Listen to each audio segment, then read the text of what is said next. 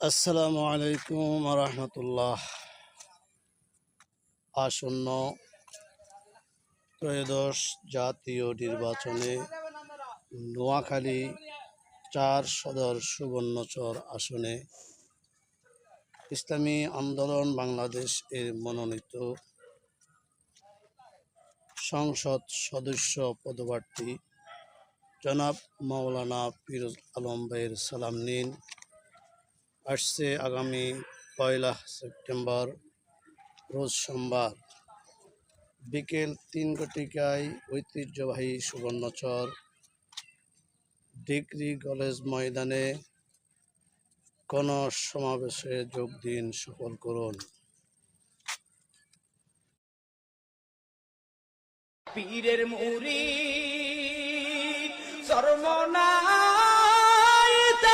হইবেন দাও পাঁচটি